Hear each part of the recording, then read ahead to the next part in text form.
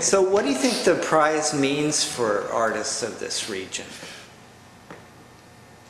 I mean, just thinking about it collectively. It's not something that we've had before, you know.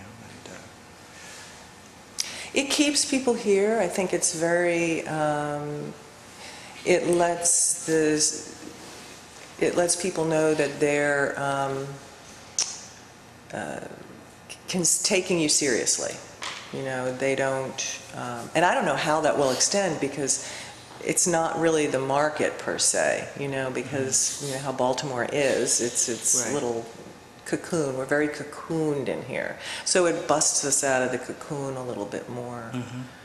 On a practical level, it's excellent. It takes a long time, because artists take a long time to kind of bubble and brew and create, and you know, it kind of goes like that. But I mean, I can see it as I think it's really important. And I think it just sort of opens the door in a way that for so many artists who come to Baltimore to live or who grow up in Baltimore, there is kind of, I mean, there's a lot of great things about it, in that, you know, you can find cheap studio space, or, you know, you can really sort of take time and focus. But the truth is, I mean, the market's terrible everywhere right now, but not as much money is spent on the arts in Baltimore as artists would like to see happen. And so this is something that I think kind of makes it sort of exciting for artists. It's this like one time every year that everybody gets amped up, and they're, you know, what's going to happen.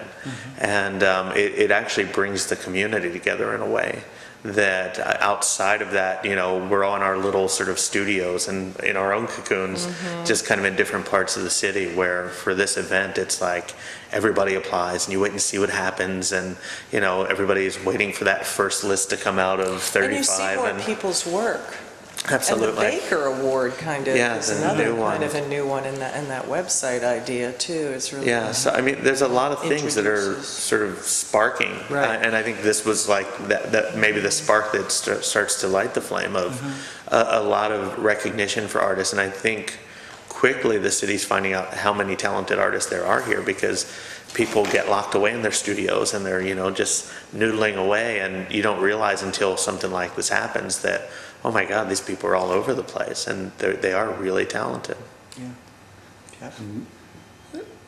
Just to be able to show stuff in those rooms, I mean, as somebody who likes to, you know, try to use a space, you know, or create things specifically for a space, I mean, that is unlike any challenge that I've had anywhere else. I mean, it was after, like, the first show, the first thing I was involved in after here was in Robert Tillman's gallery that's like literally this big, and to try to make, and it was kind of the opposite, but I mean, it was such a positive challenge to just have to figure out a space like that, and then now I guess to have to figure out what's possible with that amount of money, you know, is like similar.